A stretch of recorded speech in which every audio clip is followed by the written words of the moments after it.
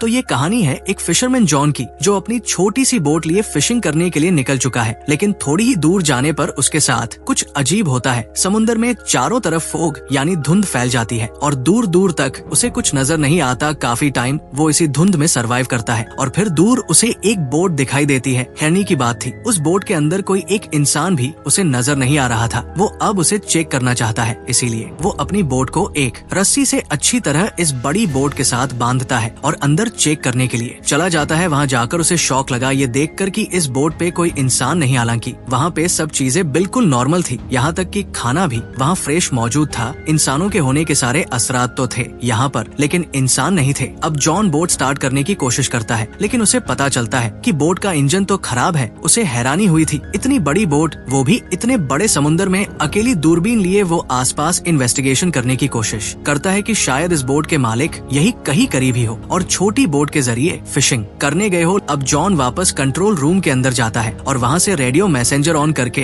Headquarter में message देता है कि ये एक बोट यहाँ समुद्र में फंसी हुई है, अगर कोई मुझे सुन रहा है तो प्लीज मुझे जवाब दे। ये सब करने के बाद उसने फैसला कर लिया था कि वो तो अपनी ही बोट में जाएगा और जैसे ही वो ऊपर आया तो ये देखकर हैरान हो गया कि उसकी बोट वहाँ से गायब हो चुकी थी। हालांकि उसने बोट को अच्छी तरीके से बांधा भी था। उसकी अपनी बोट के गायब होते ही एक और अजीब काम उसके साथ ये हुआ कि यहाँ से सारी धुंध भी हट गई, आसमान बिल्कुल साफ हो गया। दोपहर का वक्त था, वो अब इसी शिप में वापस आ गया। अब क्योंकि वो खुद इस बोट में फंस चुका था, इसलिए वो मैप के जरिए अपना रास्ता ढूंढने की कोशिश करता है और ये पता चलाने की कोशिश करता है कि अब वो है कहाँ। इस बोट का इंजन भी खराब था, अगर उसे अपनी जान बचानी थी तो किसी तरह इस बोट को चलाना था। वो इसके इंजन को ठीक करने में कामयाब हो भी गया, ये उसके लिए बहुत बड़ी अचीवमेंट थी। अब बोट काम कर रही थी, वो इस बोट को कहीं भी ले जा सकता था, लेकिन रास्ता तो समझ आए, इसलिए वो दोबारा कंट्रोल रूम से कांटेक्ट करता है, लेकिन कोई भी उसे जवाब नहीं देता। फिर बेचारा दोबारा ऊपर आ जाता है और ऊपर आते ही उसे वॉशरूम जाने की जरूरत पड़ जाती है। कोई देख तो रहा नहीं था, उसे नीचे जाने के बजाय वो समुद्र में ही काम करने का डिसाइड करता है, लेकिन तभी अचानक कोई उसे पीछे से धक्का दे चुका था, जिसकी वजह से वो गिर गया। वो पानी में भी डूब सकता था, लेकिन रेलिंग को पकड़ के उसने बड़ी मुश्किल से अपनी जान बचाई और रेलिंग को पकड़े पकड़े ही इस बोट के अंदर वापस आ जाता है। इस सारे चक्कर में उसका काम नहीं हो पाया था, इसीलिए वो नीचे टॉयलेट में गया, जहाँ जाते ही किसी ने जोर से उसका दरवाजा बंद कर दिया। इस चीज पे जॉन ने ज्यादा ध्यान नहीं दिया, क्योंकि उसे लगा था शायद हवा के प्रेशर की वजह से बंद हुआ है, लेकिन जैसे ही वो फारिग होकर पीछे मुड़ा तो दरवाजा लॉक था, वो भी बाहर से। अब इस दरवाजे को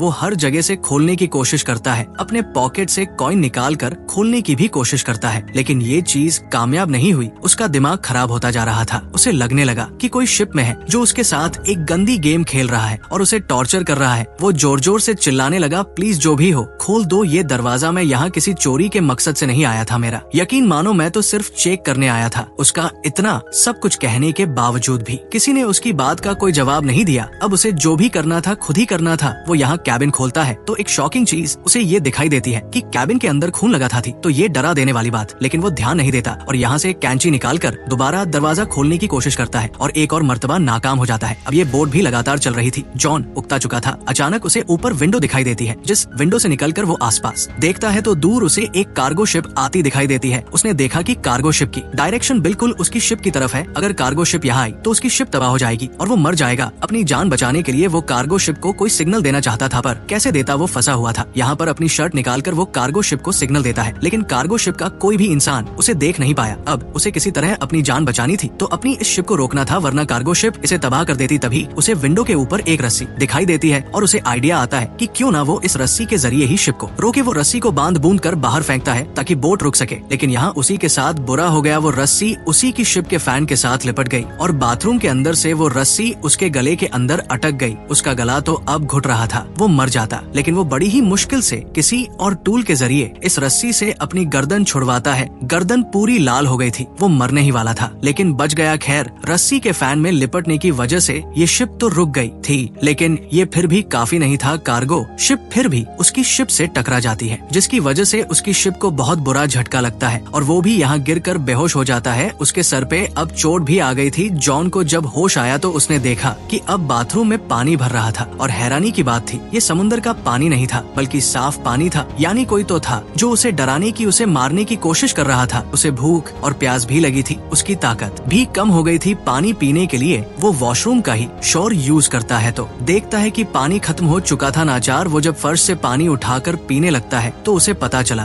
कि अब ये पानी नमकीन था, यानी समुंदर का पानी था। और ऐसे वो जान गया कि उसकी बोट के अंदर कोई होल हो गया है, कोई सुराख हो गया है, जिससे समुंदर का पानी बोट के अंदर आ रहा है और अब जल्दी ये बोट डूब जाएगी। वो दोबारा कोशिश करता है इस दरवाजे को खोलने की, लेकिन ऐसा लग रहा था कि किसी ने दरवाजा बाहर से बंद किया हुआ है। रात भी हो चुकी थी और जब बोट के ऊपर का सीन दिखाया जाता है तो पता चलता है कि इस बोट को कोई चला रहा था जो इनविजिबल है, नजर नहीं आ रहा, जरूर वो कोई इविल क्रिएचर है। पानी भी भर भर के काफी ऊपर आ गया था और इसी सदमे में जॉन को नींद भी आ गई। रात हुई तो समुद्र में तूफान आ गया। तूफान की वजह से बोट का भी बहुत नुकसान हुआ और जॉन को भी बहुत चोट आई। सुबह जब उसकी आँख खुली तो पानी का लेवल इतना बढ़ चुका था कि सिर्फ उसका चेहरा ही बाहर था और जैसे ही उसने हैंडल घुमाया तो दरवाजा खुल चुका था। पानी के प्रेशर की वजह से दरवाजा टूटकर बाहर की तरफ गिर जाता है और ऐसे जॉन को यहाँ से रिहाई मिल जाती है। सबसे पहले वो अब बोट के ऊपर जाता है और ताजा हवा में सांस लेता है क्योंकि नीचे ऑक्सीजन लेवल बहुत ज्यादा कम हो चुका था। अब वो जान गया था कि यहाँ पे जो कोई भी है वो उसे हर हाल में टॉर्चर करना चाह रहा है। इससे ज्यादा वो टॉर्चर बर्दाश्त नहीं कर सकता। साथ ही नीचे बोट में पानी भी भर रहा था। वो जानता था ये बोट कभी भी डूब जाएगी। फैसला तो उसने कर लिया था कि वो यहाँ रहेगा नहीं। इसीलिए उसके दिमाग में एक आइडिया आता है। वो इसी शिप से एयर बैग्स लेता है और नीचे जो अभी बाथरूम का दरवाजा टूटा था वो लेकर उन सारी चीजों को आपस में बांधकर अपने लिए एक छोटी सी राफ्ट बनाता है ताकि वो इसके जरिए यहाँ से भाग सके। लेकिन कुछ और चीजें भी तो जरूरी थी। वो इस राफ्ट को चलाता कैसे, सारी चीजों का इंतजाम वो इसी बड़ी बोट से करता है। यहाँ तक कि खाने पीने की चीजें भी वो यही से लेता है और फिर इस बोट से उतर जाता है। फाइनली अब वो अपनी राफ्ट में आ गया था। चप्पू चलाते चलाते वो बहुत ही मेहनत से आहिस्ता आहिस्ता आगे जा रहा था और ये बड़ी बोट उसके सामने ही खड़ी थी। घंटों गुजर जाते हैं, वो भी ज्यादा सफर तय नहीं कर पाता और देखता है कि वो बोट भी वैसे की वैसे ही खड़ी है जिसके बारे में उसे लग रहा था कि वो 5 से 10 मिनट में डूब जाएगी। अगर वो अभी तक नहीं डूबी तो इसका मतलब है कि वो डूबेगी नहीं। यही सोचते हुए उसके दिमाग में आइडिया आता है कि क्यों ना जाकर इसी बोट के लीकेज सिस्टम को ठीक कर दूं, ऐसे मैं भी आराम से उसी बोट में सफर कर पाऊंगा। यही सोचते हुए वो इस बोट पे वापस आता है। सबसे पहले बोट की लीकेज ठीक करता है और फिर एक पंप बनाता है जिससे कि बहुत ही आसानी से बोट में मौजूद सारा समुद्र का पानी समुद्र में वापस आ चुका था। लीकेज खत्म करने और पानी निकालने के बाद इस बोट में जितनी भी प्रॉब्लम्स थी उसने वो सारी प्रॉब्लम्स ठीक कर दी और इस बोट को बाहर से भी रिपेयर कर दिया ताकि आगे कोई मसला ना हो। सफर में ये सब करने के बाद वो दोबारा रेडियो के जरिए मदद बुलाने की कोशिश करता है, लेकिन इस मर्तबा भी जब उसे कोई जवाब नहीं मिला तो नाचार वो अब बोट के ऊपर आ गया। उसके पास मैप था। वो दोबारा रास्ता ढूंढने की कोशिश करता है और इस बोट को चलाता है, लेकिन एक और मर्तबा ये बोट उसे धोखा दे देती है और चलती ही नहीं वो बोट बिल्कुल स्टिल हो गई थी, वही पानी में रुक गई थी और ये चीज उसे टेंशन में डाल गई। अब वो बिल्कुल तंग आ चुका था। इतने में ही उसे दूर एक और शिप आती दिखाई देती है और वो जल्दी से अपनी जान बचाने के लिए अपनी ही बनाई हुई छोटी सी राफ्ट के जरिए उस दूसरी शिप पे जाने का फैसला करता है और जैसे ही वो अपनी राफ्ट लेकर उसके लिए निकलता है तो ये शिप खुद ब खुद चल जाती है और इतनी तेजी से उसका पीछा करने लगती है कि उसे लग रहा था कि ये शिप उसे कुचल कर मार ही देगी। वो अपनी स्पीड और बढ़ा देता है लेकिन कोई फायदा नहीं था क्योंकि उस बड़ी शिप ने अपनी स्पीड और भी ज्यादा तेज कर ली थी और इससे पहले कि अब ये शिप उसे टकरा जाती वो अपनी राफ्ट के ऊपर से जंप कर देता है और तैरते हुए दूसरी बोट तक जाने का डिसाइड करता है। लेकिन इतने में वो दूसरी बोट जा चुकी थी और ये देखकर वो समझ गया कि इस बोट पे कुछ तो इविल है जो उसे अपने से दूर नहीं जाने दे रहा। उसने सोच लिया था कि चाहे वो पानी में मर जाएगा लेकिन उस बोट में नहीं जाएगा। शाम होने तक वो पानी में ही तैरता रहा, लेकिन अब पानी का टेम्परेचर बहुत ज्यादा गिर गया था। पानी बहुत ठंडा था और नीचे डॉल्फिन्स भी थी। अब सर्दी से बचने के लिए वो दोबारा बोट पे आ जाता है। तबीयत उसकी इतनी खराब हो गई थी कि उसने कुछ नहीं सोचा और जाकर ब्लैंकेट लेकर रूम में सो गया। सुबह में जब उठा तो उसने दोबारा यहाँ से बाहर निकलने का फैसला किया, लेकिन अब उसके रूम का दरवाजा भी बंद हो गया था। वो बुरी तरह फ्रस्ट्रेट हो गया। उसके साथ ये हो क्या रहा था वो समझ ही नहीं पा रहा था। तभी उसे यहाँ पे एक छोटा सा कैबिन नजर आता है जिसे खोलने पर उसने देखा कि ऊपर से एक रास्ता है, एक रोशनदान है जो खोल के वो यहाँ से बाहर जा सकता है। वो अब उस कैबिन के अंदर चला गया जो जगह बहुत छोटी थी। असल में वो एक स्टोरेज एरिया था। इस स्टोरेज एरिया के जरिए वो जितनी भी बार यहाँ से ऊपर चढ़ने की कोशिश करता था नीचे गिर जाता था। ऐसे उसको कई चोटें आ गई थी, लेकिन उसने हार नहीं मानी और दोबारा ऊपर चढ़कर उस रोशनदान को खोलने की कोशिश की, लेकिन वो भी बिल्कुल नहीं खुल पाया। उससे ऐसा लग रहा था जैसे वो सील हो गया हो। इस जगह का अब ऑक्सीजन लेवल भी बहुत कम हो गया था। कैबिन का दरवाजा भी नहीं खुल रहा था, जिससे वो रूम में वापस चला जाए। एक और मर्तबा उसने ये बात मान ली थी कि वो मर जाएगा ऑक्सीजन की कमी से। इससे पहले कि वो बेहोश हो जाता,